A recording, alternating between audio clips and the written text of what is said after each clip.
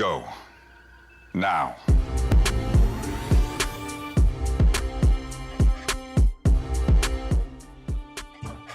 Hello, everyone, and welcome to Discussing Trek. I'm your host, Clarence. And like always, I'm here with my co-host slash Trekkie, Larry Irby. How you doing, man? Doing great. First of all, I want to say thank you for being here. And if you want to support the show further, just subscribe. Just tell a friend. We really appreciate that. Larry, you want to shout out some passings, some unfortunate passings in the Yes. last week or so. I just want to say it's not Trek related, but these are two people that definitely shaped my life, like as far as movies and stuff. Damon Wilson, who played Mhm. Lamont Sanford on the critically acclaimed legendary show Sanford and Son, passed away this week. And also, we lost the delightful Catherine O'Hare, who most of us know is the mom who left her little boy at home alone, More than not once. once, but twice. How do you do it again, man? That's She that's was she I know she was a comic genius.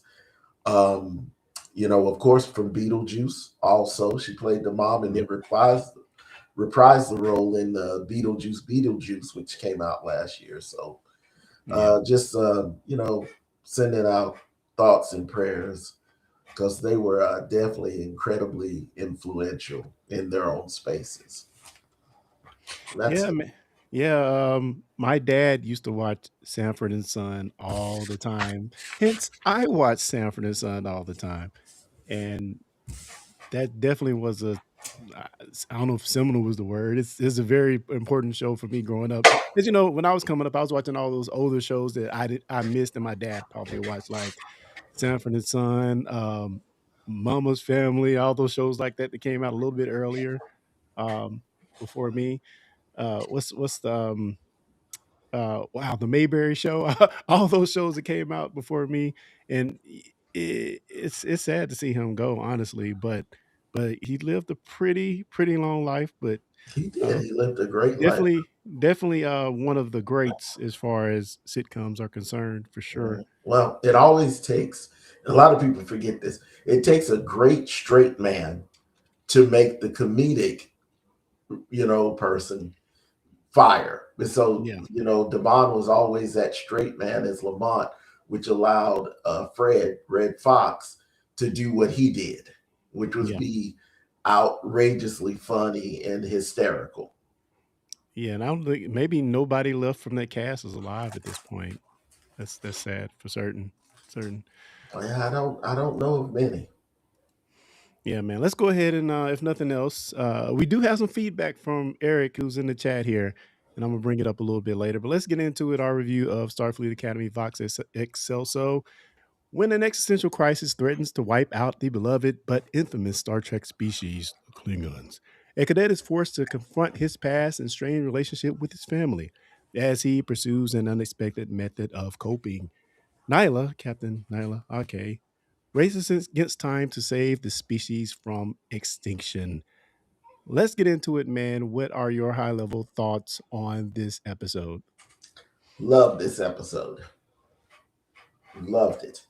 And I've seen online, this is probably the most positively received episode of Starfleet Academy so far. Like I've even seen people who says I haven't really been liking it, but this was a great episode. And a lot of people use the word great. Yeah, yeah, I can agree with that. I very much enjoyed it. A fun episode, deeper than I really expected. Deeper than I really expected. Um, let's get into it. I want to talk about the state of the Klingons, and in doing so, I'm gonna bring up some of Eric's feedback. But what are your thoughts on the state of the Klingons in this episode? Well, something is all obviously transpired, after the burn and everything happened, the like is a lot of people say the burn is doing a lot of the heavy lifting for Starfleet Academy because people, when you say, why did this happen? Hey, man, it's been the burn, it's been 800 years. So I really think that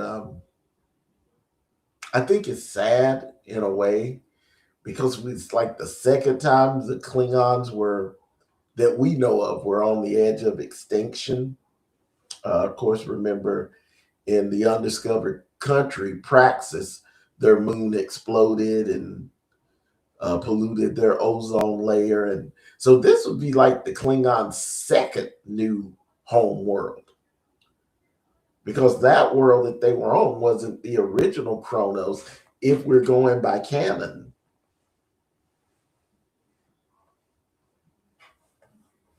I cannot hear you. So enlighten us when the first Okay. Klingon homeworld exploded. Well, it was in Star Trek: The Undiscovered Country, and Sulu, my man George, Sulu's the Excelsior was out there, and they detected an explosion. They got hit by a wave, a shock wave. Yep. And it was when Praxis exploded because they had been doing, the Klingons. They don't care about safety protocols. We just gonna mine it to. Oh no, this is not good. And so they still didn't want any help, and that's when Spock went behind Kirk's back, of course, and you know the rest.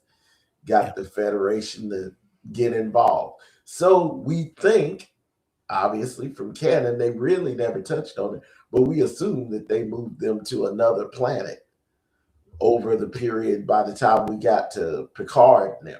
Yeah. It's so crazy to think about the amount of hate that Kirk had. You volunteered me for this? The amount of hate that he had for the Klingons back then and how they have evolved over the years. And I want to go ahead and read some feedback we have from Eric here talking about the Klingons. First, he says he really likes Jaden. Jaden's brother, he thought he was really cool.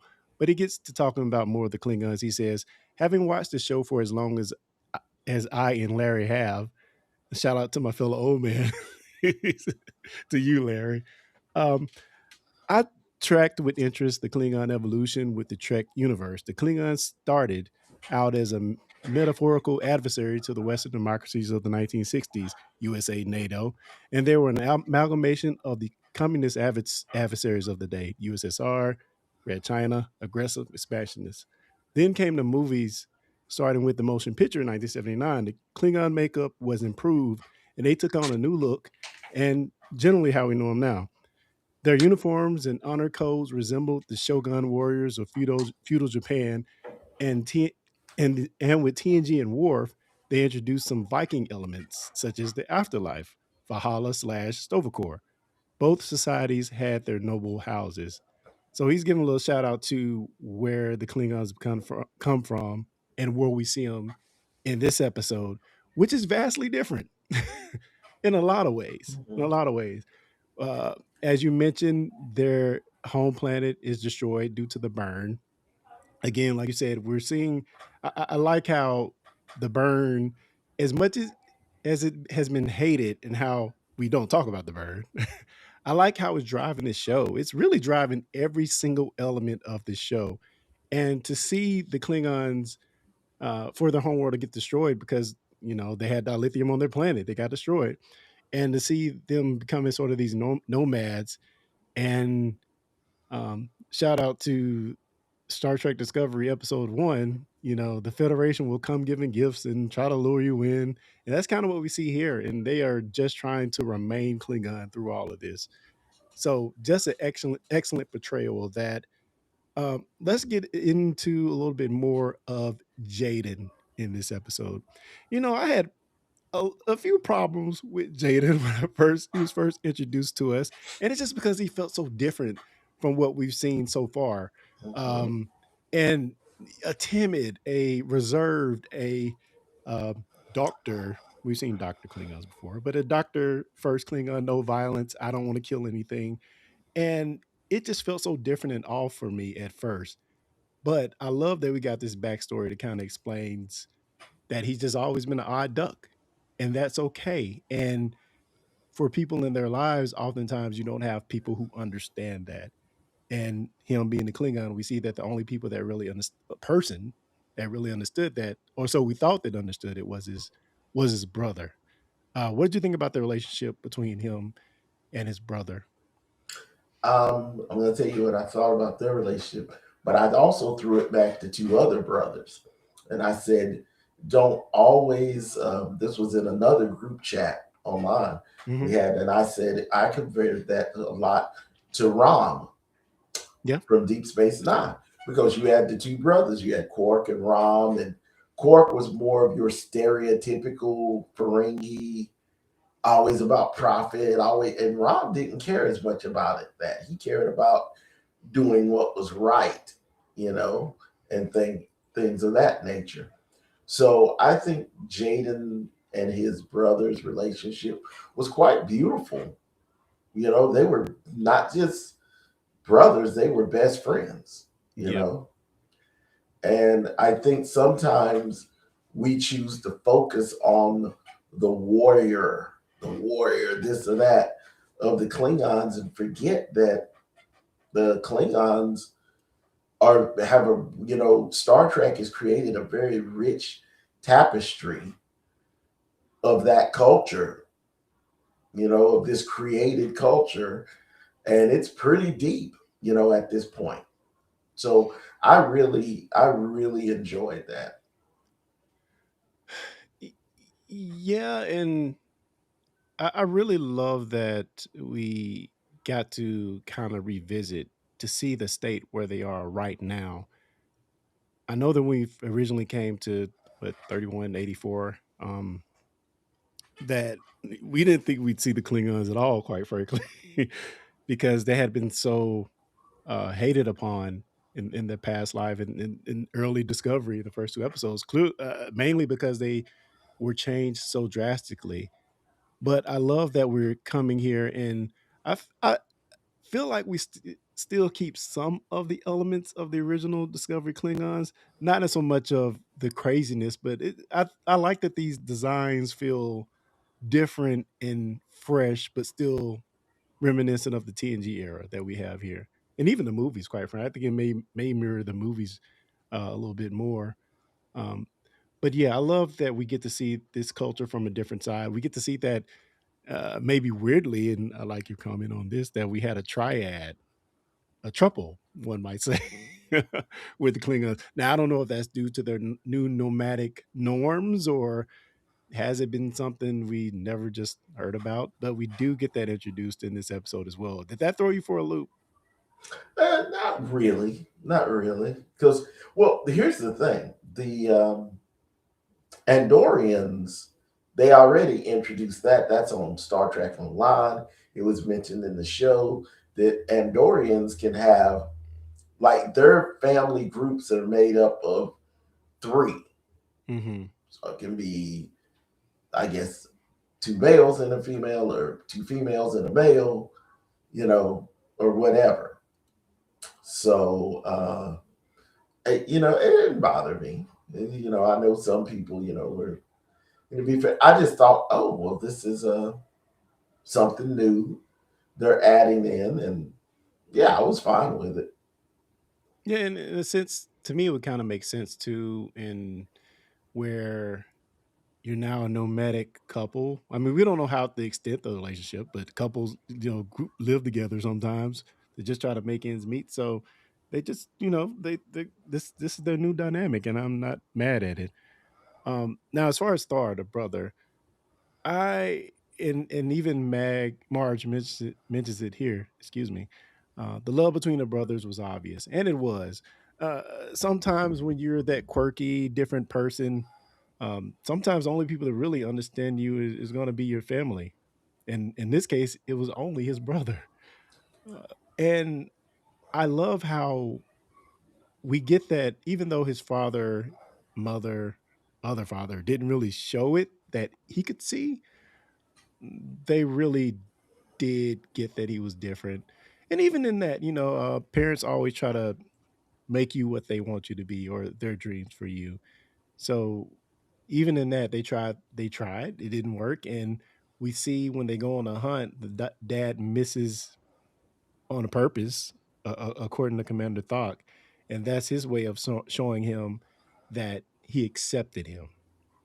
So subterfuge which over is values. Is that what we're getting here? which is so Klingon. He's not gonna come out from a position of weakness and show Mm, his son he gets it. He's going to show him from a position of strength. Like, I'm missing this for you. You know I would not. And mm, he had to have that explained to him. Like we all have. We probably all have had things with our parents or somebody in our life we thought was being hard on us, and somebody had to explain it to us. No, they did this to make you better, so mm, that you understand. mm, I was going to say one more thing about the brothers.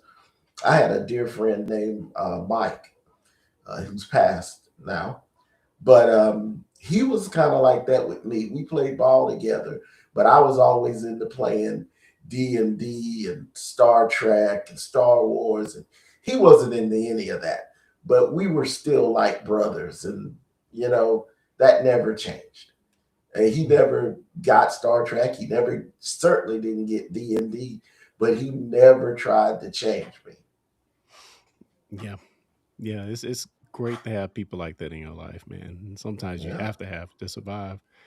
Um, when Grace mentions that it was a good connection to the resolution in the end. Yeah, it was definitely foreshadowing kind of the resolution we'd get. Though let's talk about it because I'm not sure that I entirely liked the resolution. I did feel like it was in the vein of like we had here with the arrow, remain Klingon, but we need this, so we're going to do it in our own way. I did get that, but by the same token, I felt like it was almost weird to see the Klingons not truly fight. You know, Well, go ahead. remember, the Klingons do a lot of ceremonial things. Hmm. Okay, so I think people know that they were going through, just like when they with Worf and Alexander, where they relived the Battle of Kalis, and all these Mm, people challenge, them. Remember when he took Alexander and hmm. all of that? And I felt it personally. I felt it was perfect because I felt just like the time Worf let Martok stab. That was performative. I mean, he really Mm, did get stabbed, but he went up against Martok. Now, do you think Martok could have beat Worf at that point? And he couldn't have.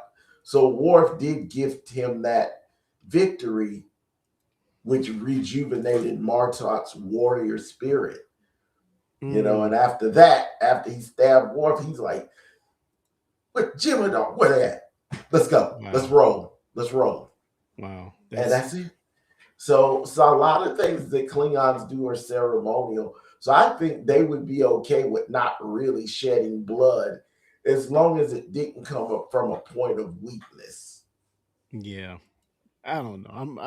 I get it. I definitely get what they were doing there. Um, for me, it just still feels slightly weird, but I get it. I get it. It's Because kind of like what somebody just said. That Go ahead and read that one. Eric is saying the only way Klingons were going to accept the new world was by saving face and winning the planet in battle. Exactly.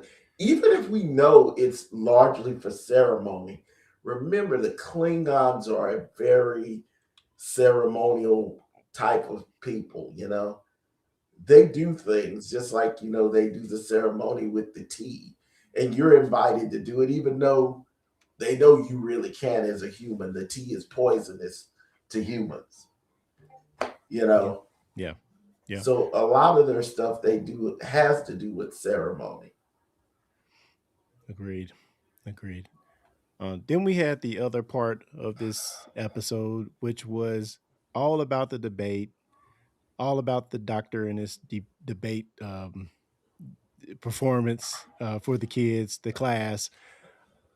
And we have, in my mind, Caleb Muir twisting from being a likable a-hole to just being totally likable in this episode. He was like a different person almost. he was just totally different. I thought the guy was kind of magnetic as a debater. Come on, let's be honest here.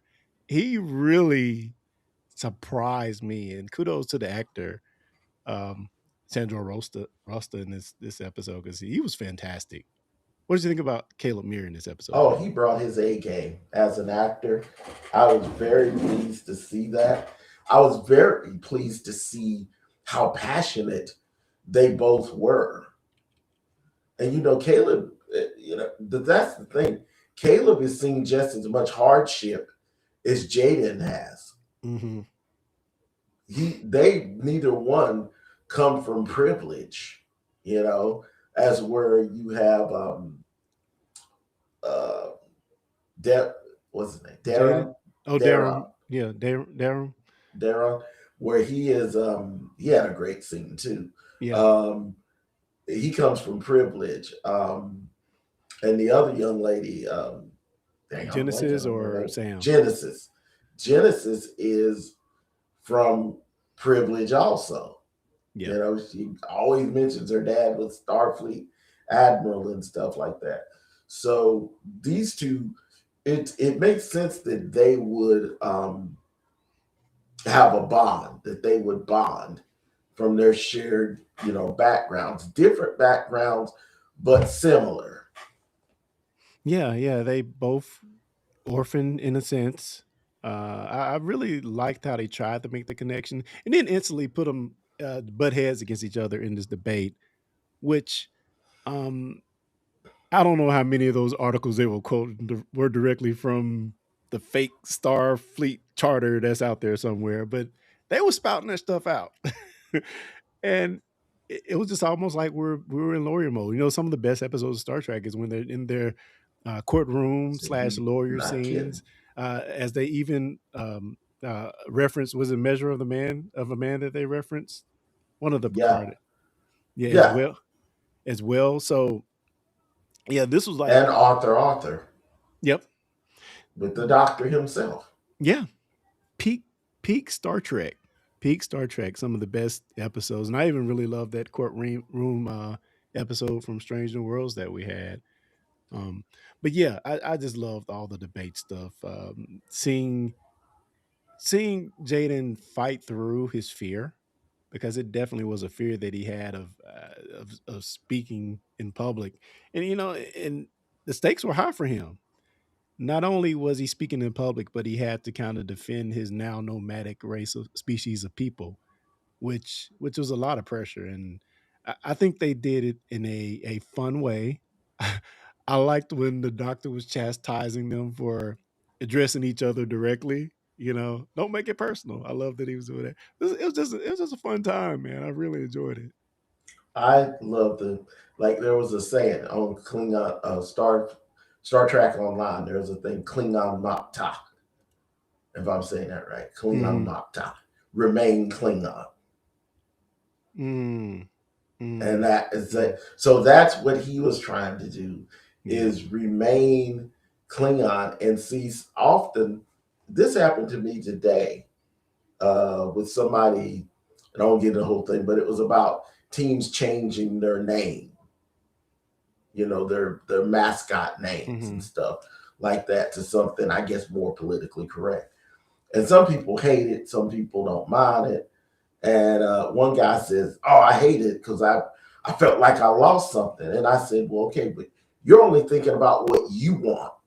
You're Yeah, not thinking about what the other group of people want. You're putting what you want first without even trying to see that other person's point of view on the matter."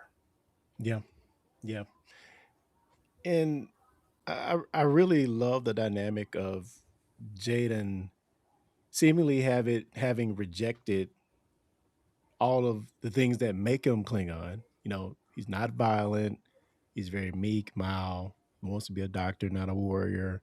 Won't eat meat or anything that had to be killed. Seemingly rejecting everything that a Klingon is to the core. But when you are pushing up against his people, what does he do? He turns into a fierce opponent for the Klingons and Of his course he people. does. Think of somebody else who did that.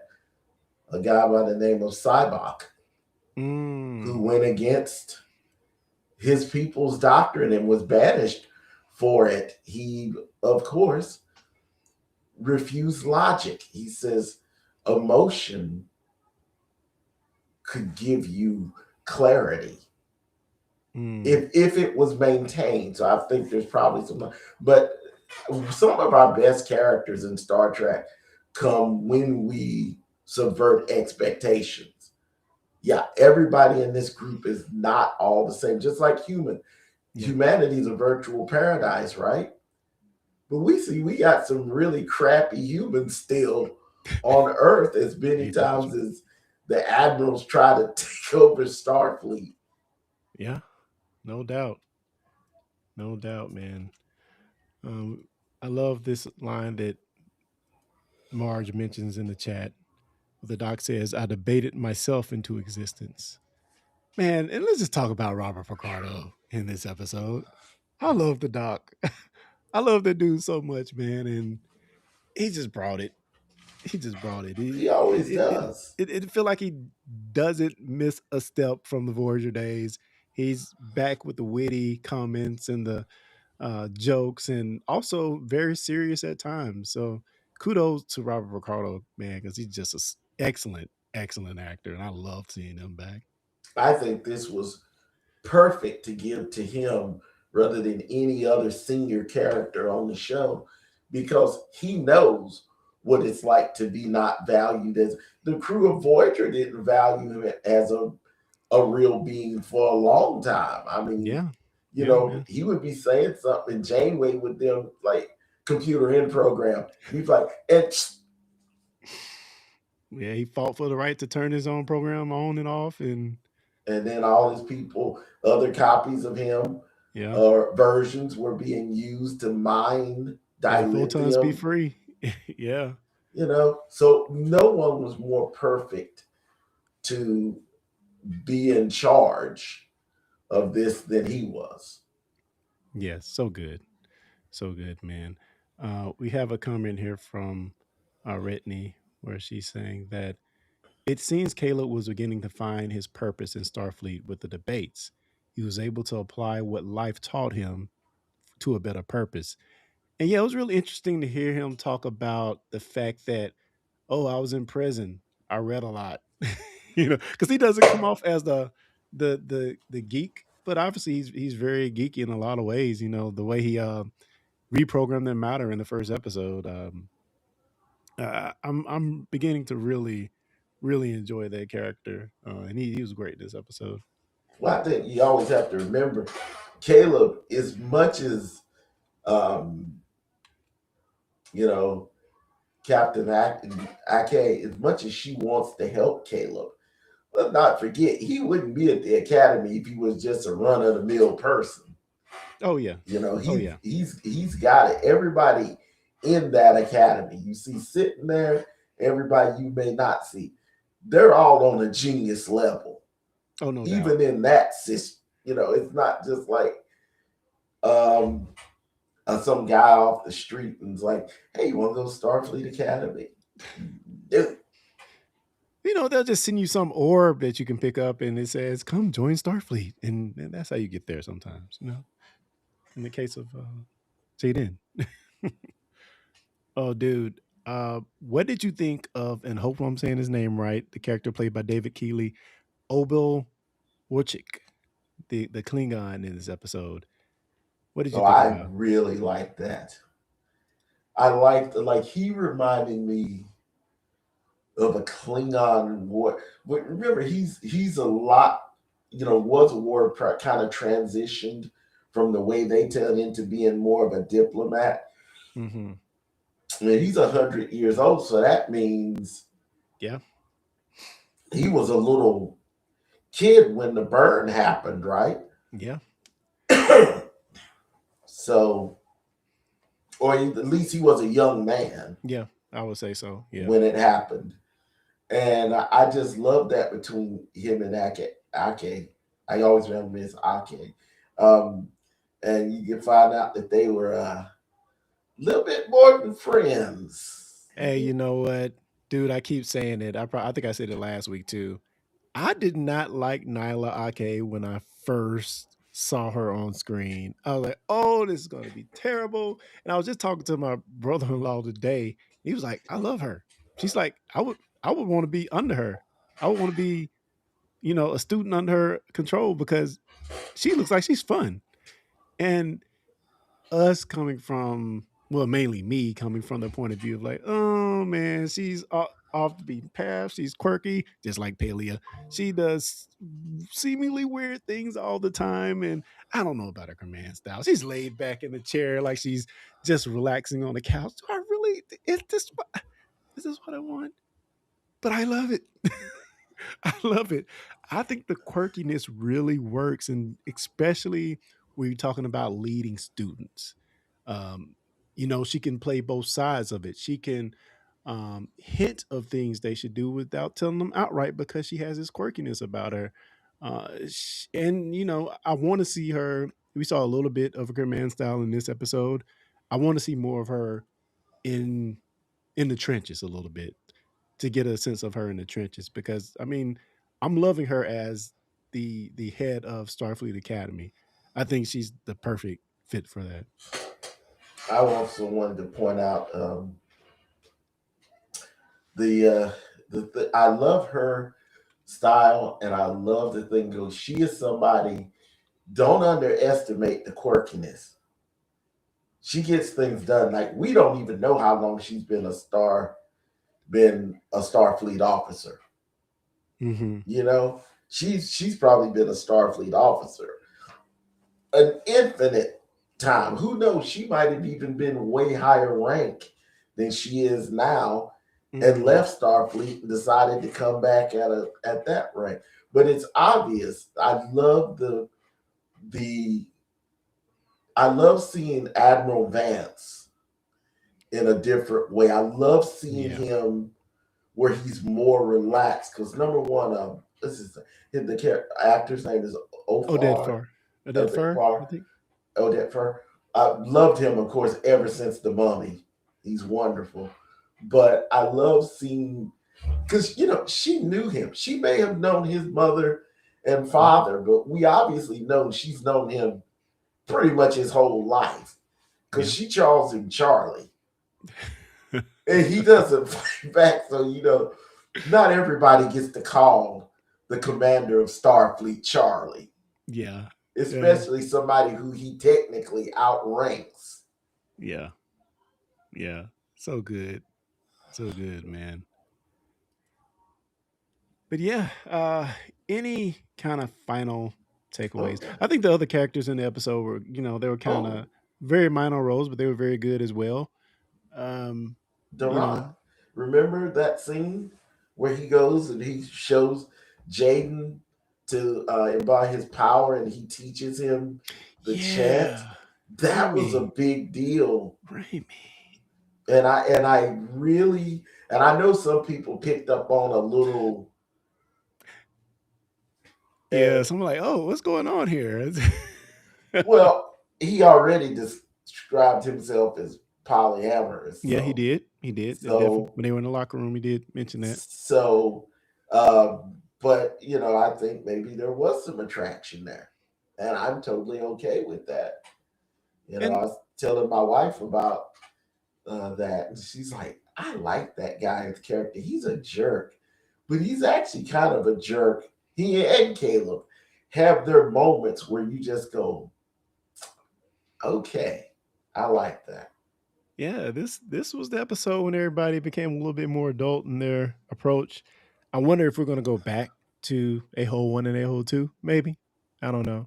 Well, they're not going to change them, but see, they can always come together when it's necessary. And it's what's so crazy to me is we are what now 4 episodes in. Yeah. I mean, we don't have that many episodes left, so I'm looking forward to seeing the return of Paul Giamatti because Yeah. I just think he's just off the chain as an actor. Yeah. Yeah, I can't wait for him to come back, and hopefully we'll get Tatiana Maslany back as Yeah, well. I think but it'll be I'm nice. calling it right now. I still say to this, my own prediction. I don't know anything, but I swear I think the whole thing with his mom's not gonna be like what he thinks. Like I said, I feel like we're seeing that first. We're seeing that from his eyes, from his point of view. Oh man, don't break his heart anymore, bro. Don't break his heart anymore. Yeah, that's too much. I mean, man, it's not she doesn't love her son. It's just maybe his mom is not as pure of heart as he thinks, or maybe the system has now made her that way. Mm, mm. She's out of prison and she's now the leader of whatever that group that Nuss Braca runs. I can't never remember the name of Or it. used to run. Yeah. Good stuff, man. I think it was a great episode, great debate, great story with the Klingon. Good to see them back in the post future era. As always, we got to see a bunch of cool aliens in this episode as well. Very low key as far as um, you know going places. We were mostly on the ship, but we did see a little bit of a battle at the very end, which I thought was okay. Okay. I thought, what did you think about? I was going to ask you this. What did you think about the Klingons' makeup? I thought all the makeup for the Klingons was just so good. Like that was film quality. Yeah, I definitely agree. To me, it felt more like the it felt more like the movie makeup in a lot of ways to me. Some of the earlier movie makeup, especially with Obel Wachak, is if that's his name. I feel like it felt more of that vibe, and I feel like it was a good evolution of what we've seen from TNG. And like I said, I think they kind of put in elements of the 1 year Discovery Klingon slightly in there. Especially, I think Jada it looks like that a little bit. But yeah, I thought it was very well done. I thought the makeup was amazing. Here's the thing, though. And somebody else brought this up, so I want to test out on the people in the chat and you. Uh oh. What do you think? Because a lot of people say about Klingons seemingly have two names now. Mm. Mm.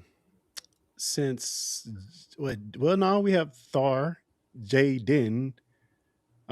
I think the But he's other got a last name. Jaden, I forget his last name, Crag, but Craig. Crag, And and then then this guy had a last name.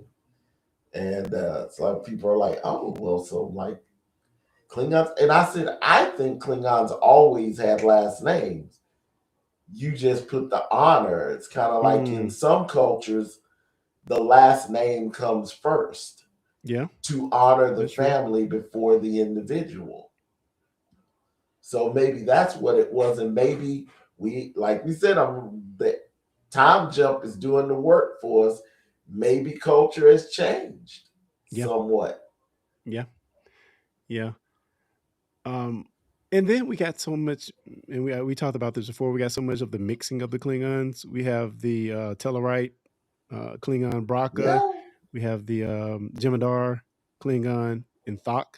Mm-hmm. So and it makes sense now that we know they're nomadic post burn. They're not on their planet. And who knows? I guess we get a good sense of how much of their actual species survived. And Marge is saying here we have the House of moniker that we get from Star Trek with the Klingons, and that's definitely Right. true. Son of Moog. So we do Wolf. have that as far as the last names, but yeah, I think I get what you're saying as well, uh, Larry. That's awesome, man. I met two Klingons, man. The ones from the Voyage, Star Trek Five. The Oh, one really? that I know, but they were good in it. Is the lady who was the Klingon on the ship Vexus, and then the guy who played the captain. Mm-hmm. Got to meet both of them, and they were super, super nice people. And they talked about at that time when Mark Okran, who created the Klingon language, was there also, and talked about how he was getting them to say the words, and it was so. Now, did we get any? actual spoken Klingon in this episode? No, and that's the only pet peeve. Oh, That's my one. You found it at the end, Clarence, and I almost forgot. That was my one pet peeve about this is we did not get actual Klingon yeah, spoken. especially episode where we're going so hard on the remain Klingon part of it. Discovery gave us that. I said that was the beauty of Discovery. That was the first time we got to hear Klingon speak Klingon. But I wonder, is that the reason they put? I mean, they cut the episode, finished shooting. They're like, oh, we didn't speak Klingon in this. At the beginning of the episode, where it says a CBS production, It started in it Klingon. started in Klingon. So You maybe they would, should put that in there because I mean, we know when they're on the planet and they're talking, we know they're speaking Klingon. yeah, of course, It's kind of like that the you saw the Hunt for Red October before, Mm-hmm. where Mm-hmm. they're speaking a little bit of Russian and then they go into English. So they're letting you know they are speaking Russian, but for the movie's sake, you're hearing English. Yeah. But I was disappointed about that. That might be one of the only things in this episode that And I was if I'm disappointed. mistaken, I know Kareem, the guy who plays Jaden. I thought I Yeah. saw something where he said he learned Klingon because I know he had the. And actually, Wingray sent the video in Tasha's chat showing him say that he really did have to take voice lessons to be able to talk like Jaden in the series. And he says, I'm sure they put some sauce on it, but it is mostly him. And he talked in it in the little video. I'll put the video in the chat. But Okay. yeah, it was pretty impressive. So I take everything I said back. This, I've gotten used to the voice now. But yeah, we should have had at least a little bit of spoken I Klingon in this episode. know, man. Come on. But I still love the episode. And how Tell would me. you rate the episode? And also I'll shout out to the chat. How would you rate this episode? How would you rate Excelso on a scale of 1 to 5? And I'll start, Larry. I'll give you a little time to decide what you want. Uh, I'm going to give it a 4.6, man. I loved it.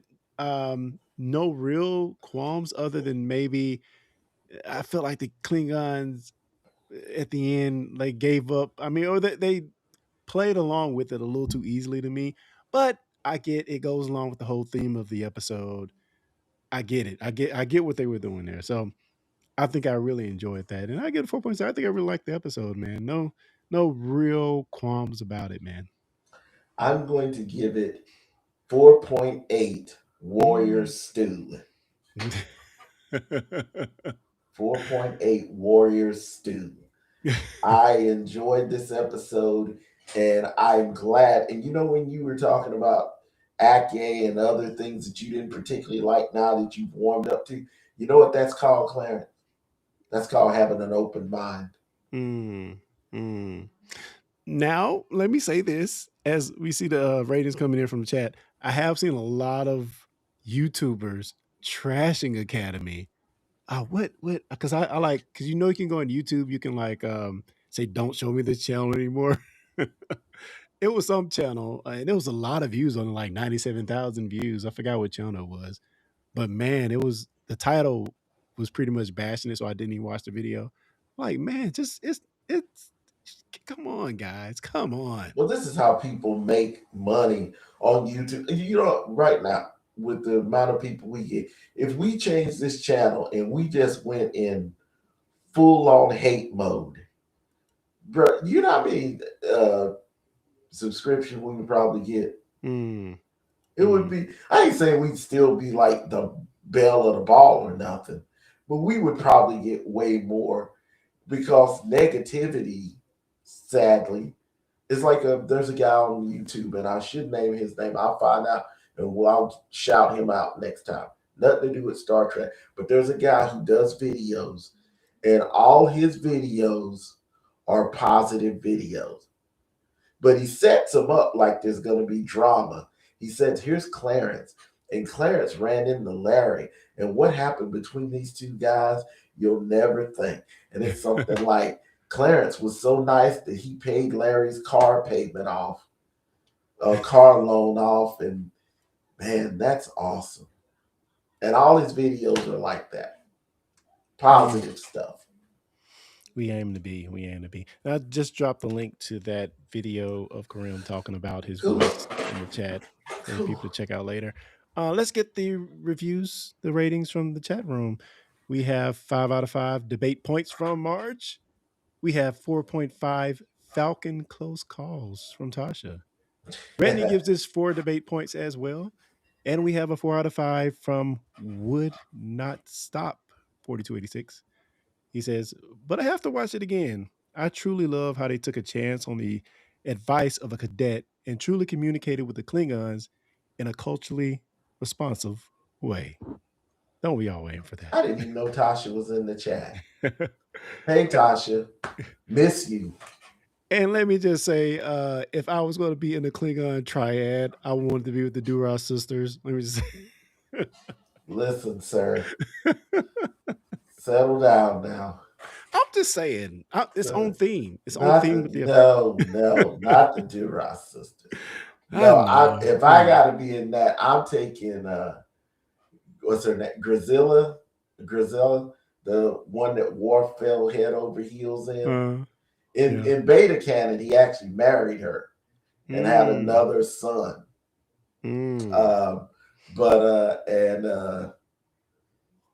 Yeah, I'm taking her. Not the Duras sisters. Oh man, come on, bro. Man, dude, you'd only be like there for like a week before they decide to kill you. Yeah, I wouldn't last long, but it was the best day of my life. No, I'm joking, guys. All right, guys, we're going to end on there. It's been a lot of fun. I think thanks to each and every one of you for being in the chat, and of course, thank you, Larry, for being along to talk this out with me. It's been lots of fun, guys, and hopefully, next week's episode will be a banger as well. We will see. Hope so. We can hope. All right, guys. I have a good night.